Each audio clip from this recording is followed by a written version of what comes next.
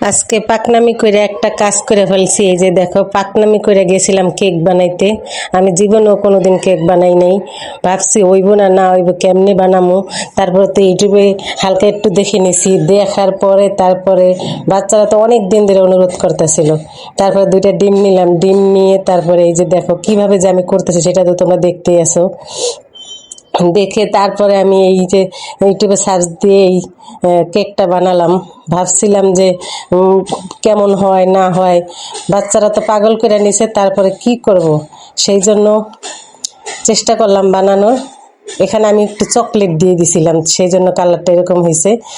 দিয়ে তারপর আমি চুলায় বানাইছি, আমার তো আর ওভেন নাই আর ওরকম কিছু নাই, চুলায় বানাইছি।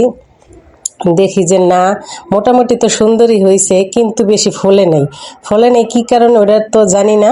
এই যে দেখো কত সুন্দর হয়েছিল কেকটা, কিন্তু অনেক সুন্দর হয়েছে, খাইতে অনেক মজা হয়েছে, কিন্তু ফলে নেই ওরকম একটা, কি কারণে ফলে নেই ওটা জানি না, কিন্তু নরমও হয়েছে, তুলতুলা হয়েছে। ভিডিওটা কেমন লাগলো, ভালো লাগলে লাইক কমেন্ট শেয়ার করে পাশে থাকবে। আল্লাহ হাফেজ।